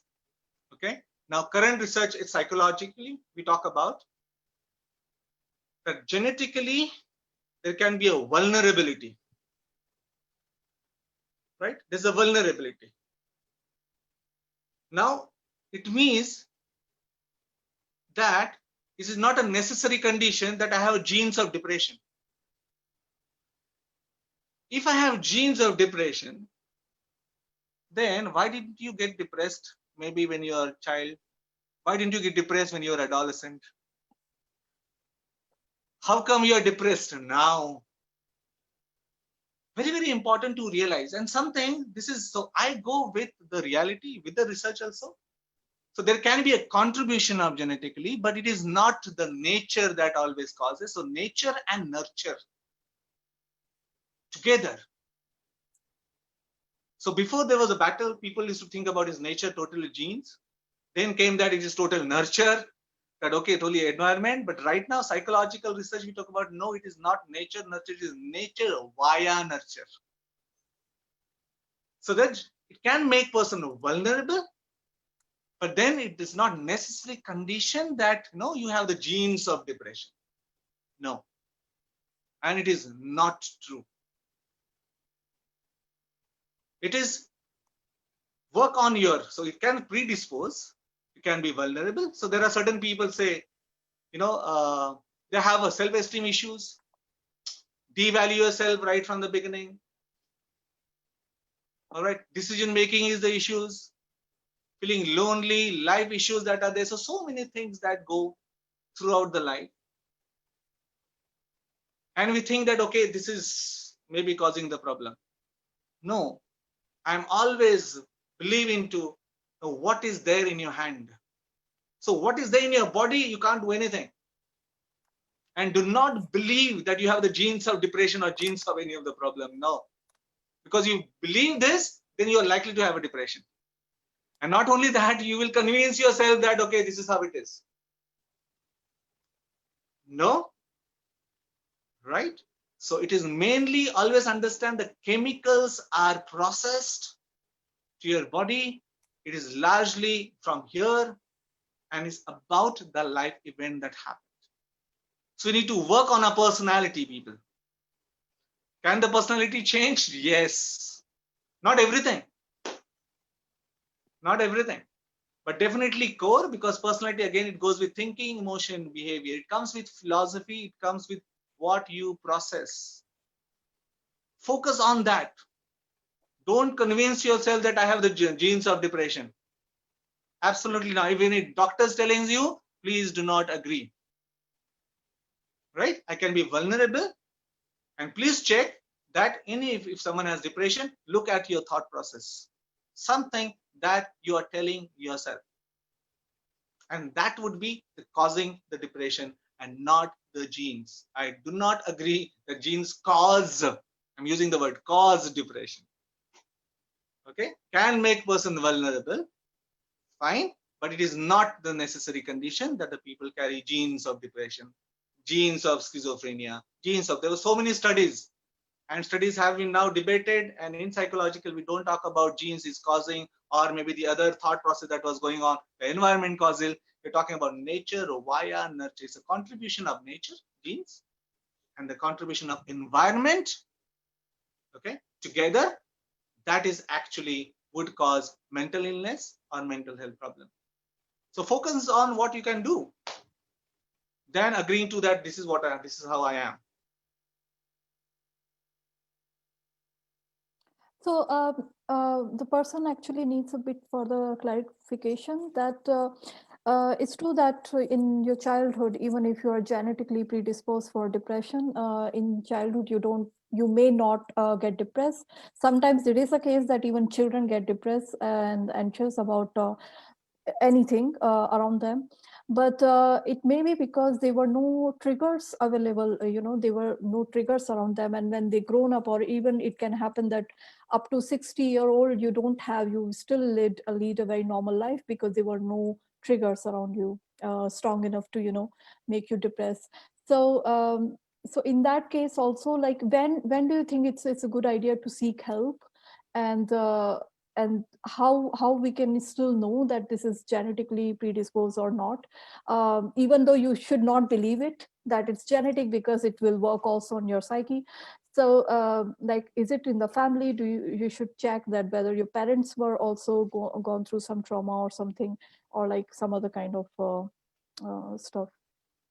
See, this is again, I will come back to that. This is what I've been always been talking about the genes, because as I told you, not only a professor, a psychologist, and taking counseling sessions. So many people with depressions, people with suicide, people with cancer, coming back and all. And after, being counseling so many people, all right, it is also personal experience again, that whether you like it or not, depression that is happening, it is some life event that is happening. It's a past that is there, or maybe present or future, and some of the people are not able to cope up, not able to manage. There is no proper social support. And as I talk to them, that's what comes out again and again. This is happening, that is happening, this is happening. Now, I have not seen a single case in my life that the person says, I don't know, or there is nothing in my life and I'm depressed. Nothing in my life I'm depressed. That will be an example. Okay, it's all going really, really well. So when people say, they may not be aware. So there are cases people say, I don't know, but I'm depressed.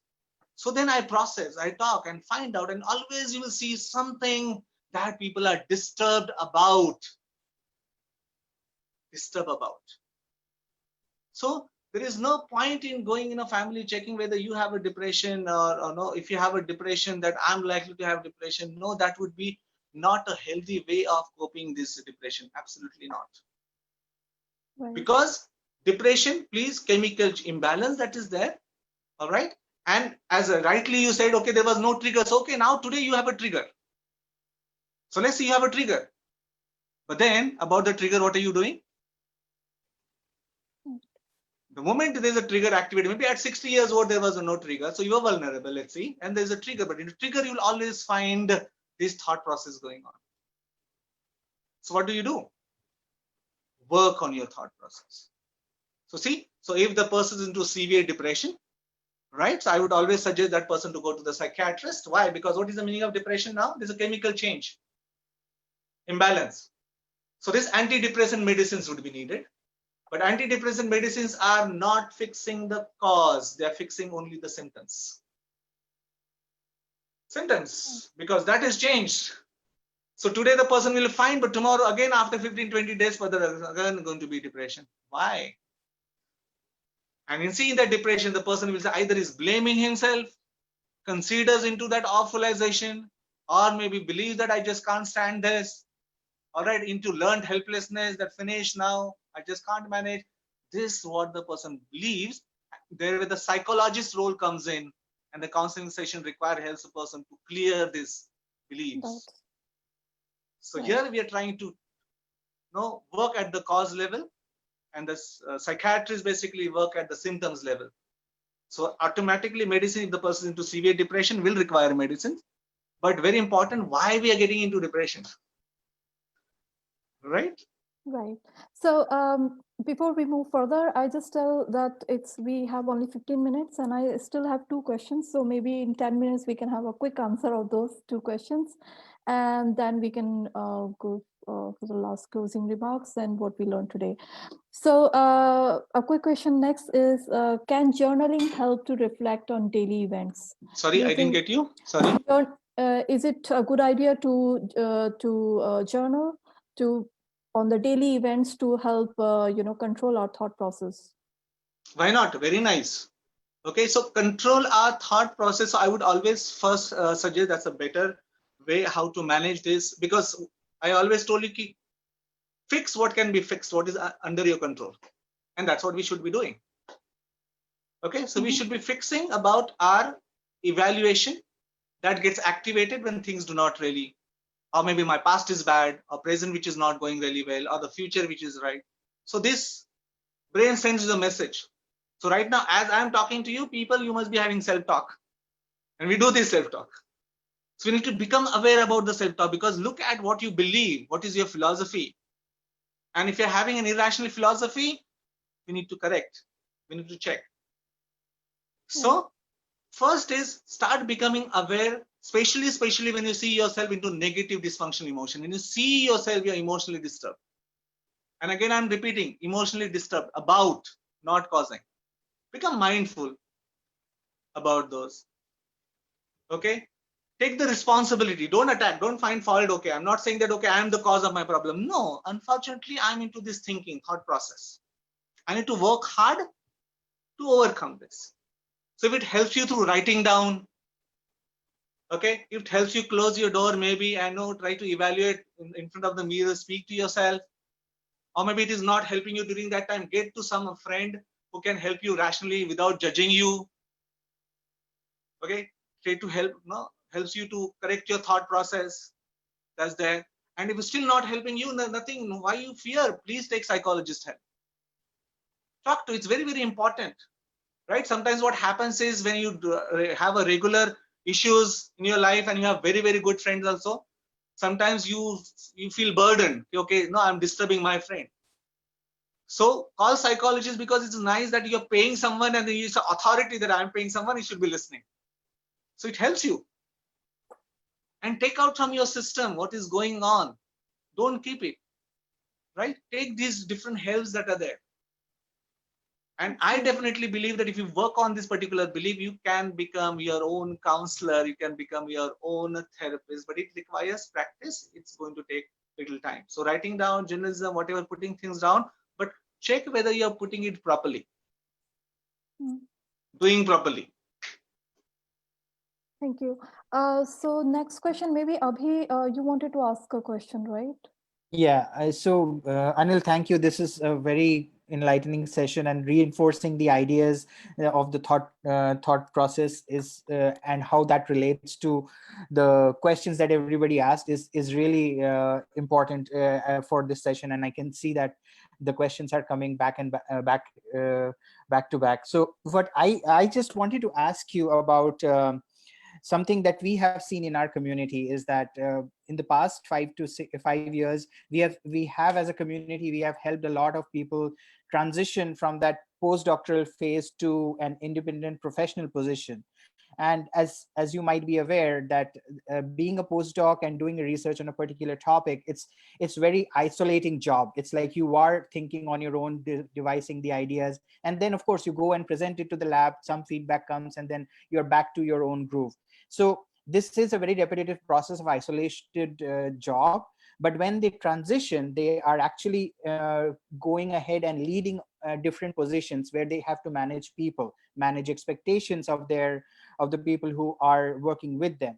So there is a huge transition takes place, and I wanted your thoughts on how these new managers can be better managers, because previously we were not entrusted with this responsibility of managing expectations and the mental health of our team members. But now it is coming more and more pronounced, especially with new PIs in academia. They have to really walk that thin line, which they did not get when they were getting mentored. But when they move to now a new PI position, the expectations are different.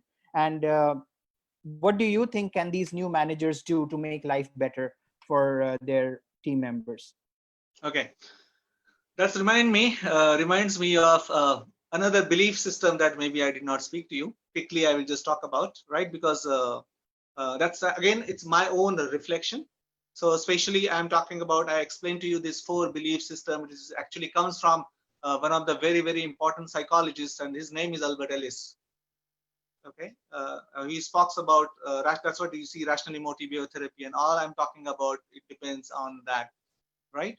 So these all, especially when the things do not go the way I want, and that's the reason where I get into negative dysfunctional emotion. Now I want to just briefly mention about the belief that I'm talking about.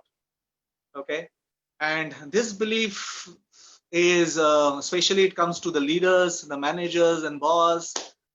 And if you operate from this particular belief, maybe you'll not be troubled, but other people around you are likely to be troubled. And this belief, I said that I don't need to change. Very, very important. So when I'm boss and I get into this and I'm fixed with this particular thought that I don't need to change, means what I'm doing is right. can be little dangerous. Okay, and indirectly I will answer your question here is, so what we are likely to do as managers and boss and all, we need to take care of that we don't become triggers to some other people. That's a huge responsibility. So when I am the boss, the environment has to be healthy around me. It's a very, very important responsibility, because if you do not keep that environment healthy, people are going to work, but they'll be operating from anxiety, they'll be operating from stress. All right, they will be having a belief system. It will be causing, but somewhere I do become stressed. The managers and also all of us, we need to first see that we maybe consciously, unconsciously do not trigger triggers. Means what? We need to see whatever work that I'm doing is the expectation that are there. This has to be relevant, genuine, possible, not unrealistic.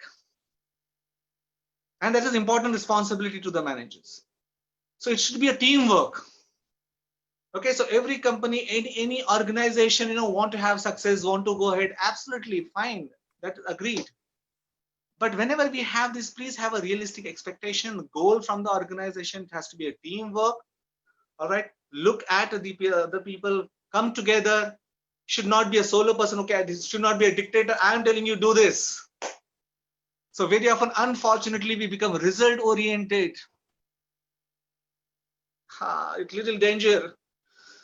And we forget, become process oriented.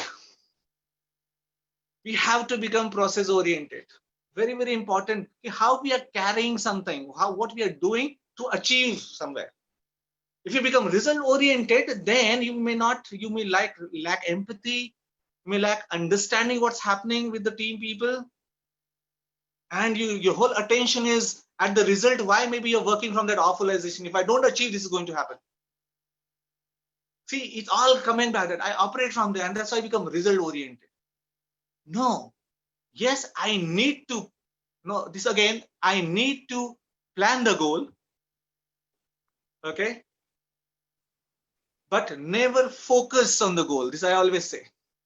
Okay. People say, focus on the goal, focus on the goal. No, like doing PhD. Oh my God, PhD, 5 years, 6 years. No, plan your PhD goal. Focus on the behavior today. Focus what I'm doing from morning to evening. Then maybe, oh my God, this is a big thing. Because psychologically, it is going to put pressure. So as a manager, team worker, come together and plan the goal. This has to be achieved. Okay, but focus on the behavior, looking at the strength and the weaknesses of the team members, and enjoy the process, people. Because that is going to keep us mentally healthy, and not when you achieve that and have a party. It will remain only one day and it is finished. But what? So much of stress, so much of burden, blah, blah, blah. No. Enjoy the process. Difficulties are going to come. They are going to come. But look at the process. Let's not become triggers for each other. Any work can be achieved with this understanding. I am doing it. I'm the boss. I'm the HOD. I have teachers around me, and I keep healthy environment. Emoticons, we have so many people, we keep healthy environment. That is always our focus. So we don't become triggers to the other people. So the fifth belief is very, very dangerous. If you get into that, I'm the boss. Hey, listen, you're the boss, but boss for a purpose. That chair should not go in my head. Sorry, I'm saying this. No, absolutely. That's the chair should not go in my head, then it's going to be a problem. No, I'm a boss. I'm a leader for a particular purpose, and that I need to really understand. And the team is the best way to function. That's how it should be done. Thank you, Anil. That's amazing. Thank you. Thank you so much. So our last question is from Anjali Ralhan Singh.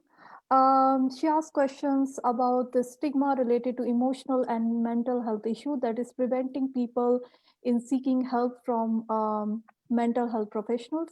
Type of stigma associated are, for example, shame and embarrassment, fear of disclosing mental condition, and moreover, not believing themselves that they need help, as you also said it in the beginning. In due course of time, they get stuck into a vicious circle of negative thoughts and depression. And Anjali is asking if you have some comments over this situation and how people should judge themselves better, that they need help and it's okay. There's no shame about it if they have some issues. First thing I would like to say, who has created this stigma?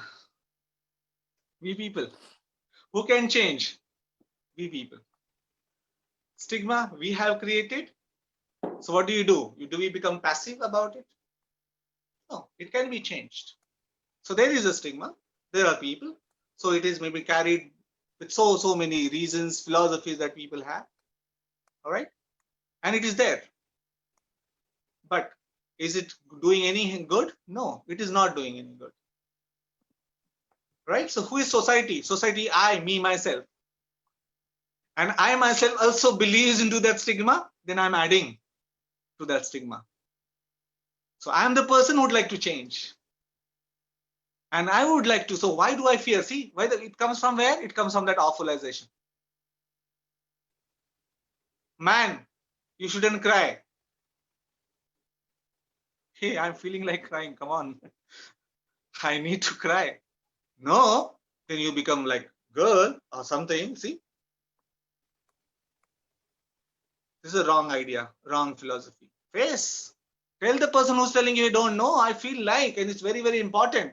It doesn't mean that I keep crying. No, I feel like, yes, important. Express your emotion. It is needed. I need help, and nothing wrong in taking help where I can't manage. I can manage, okay, but if I can't manage, I need help. But I don't take help. Why? Because why should I show my vulnerability? See, and if I show my vulnerability, then what happens? Oh, it's very bad. How bad it is? Oh, it's going to be very, very bad. See what I'm doing? I'm getting into awfulization. So your brain, and there are many other brains have joined already. So many other brains are already telling you, hey, listen, this is bad thing. No. Be assertive. Get into this assertiveness. If someone is putting, it is wrong to talk about depression. No, absolutely. Shut up. You're wrong. It's a problem I'm going through and I need help. Any type of problem and I need to take help. And there's a reason why I'm into depression. There's a reason why I'm into anxiety. I need to work towards it. So I should be a person to be ready to make change and do not add to this stigma which is already there.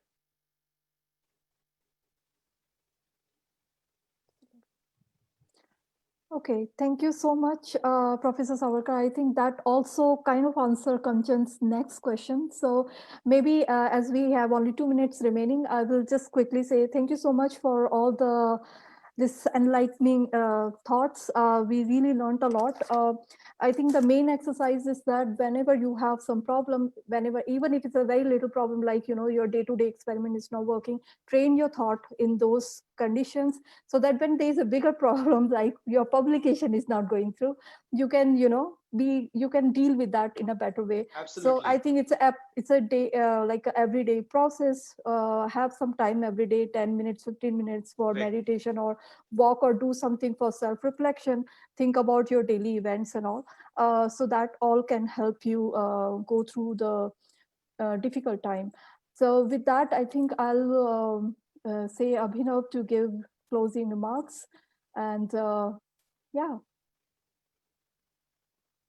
Thank you so much, guys. I can really when I'll just go back to a little bit of history before I go to the closing remarks, because it is important that people who are listening know how we really started evolving into this process of focusing on mental health. So we know that we are a big community of STEM professionals, and as we have seen recently with COVID, one of the frontline fighters against this disease were some of us who were really figuring out how to find a cure and are still doing that. So it is a very high responsibility job, and the with high responsibility job comes a very high rigorous amount of training. And we all know that this training process in STEM takes 8 to 10 years and maybe more. So I think when this training process happens, mostly in our academic institutions, as I mentioned previously, it is a very isolated job, because you have to think about the problem which never exists so far or could exist in future, and then figure out how to solve the problems while maintaining the scientific rigor. And that requires a lot of back and forth that allows us to sink into a situation of being hypercritical of ourselves, and that really breeds a lot of what I would say the thought process that Anil mentioned, and that when that happens over a continuous period of time, we delve into this mental health issues, which I think Anil had really very nicely segregated, that if you are not mentally ill doesn't mean that you are mentally healthy. Yes. So that thing was a really strong set of dispelling of myth session that we had, and it was great that we had both Nikunja and Anil for this session, because we really were enlightened to know how Emoticons is using the 3D model of disorder, distress, and development to really tackle this problem. It is amazing job that you guys are doing, and we can see the way you really explain the whole process to our community of participants who came to ask these questions. And I really thank all the participants also, because you guys had very clear-cut questions, and some of them were really related to the thought process and how we manage it to understand whether we are really targeting the symptom or we are targeting the cause. So with that, I would like to conclude this closing remarks, and was wondering if you, Anil and Nikunja, can come over again after some time to have another session with our team members, because I think we will definitely have more questions after this session which will come, and we would be happy to hold another session with you and discuss if you are available. Yes. From my side, I would like to thank again. I really get fascinated, especially people like you think about these things, and so that we spread awareness around everyone and we are able to take care of our life. So thank you so much for inviting. So maybe just a concluding remark, I would always say, never allow the problems to control your life, but we should control the problems. So with that, I would like to thank everyone for joining. Thank you. Yes. Nikunja, do you want to say something? I think what he says, that's exactly how we function. But every time when we hear the same thing, as I guess in between Mr. Abhinav mentioned, that it's more like enlightenment keeps happening because you are refreshing the same knowledge over and over again. So even if it is the same thing that even I hear today, it feels like there is every time a new I would say practice that you're giving to your brain, and that's exactly what is need to be done. That is, you need to give your brain the time, the way you give your body a time to gym. That's how you need to give your brain a brain gym also every day. And I guess everyone must have found this, at least some learning out of it and something enlightening for them to further ponder upon. Of course, it requires a lot of practice. It requires a lot of training. It's not like a 2 hours webinar is done and then tomorrow I'm going to be completely fit and fine, isn't it? It's more of the process, and it's more of a commitment towards your mental well-being that one needs to take up. So yes, thank you so much once again. Yeah. Thank you so much, Nikunja. I just want to add one last thing.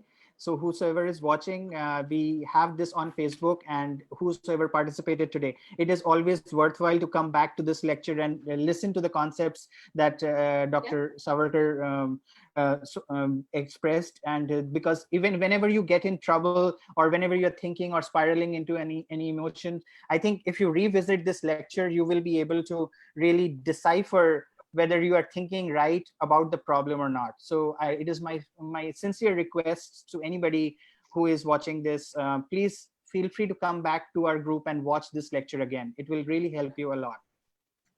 And if I can just add that a lot of such helpful talks in the webinars, we also keep holding, and those are freely available on our YouTube channel probably.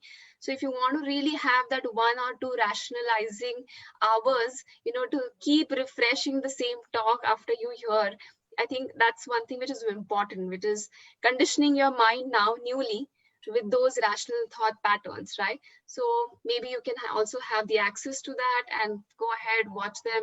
They are available free of cost out there. Yeah. Okay. Yes. Thank you. Thank you, Priyanka. Thank you so much, everyone. Yeah, thank you so much. So Bye, guys. I'm going to end the meeting now. So thank you so much. Bye-bye. Have a nice evening. Yes. So bye. Thank you. Bye.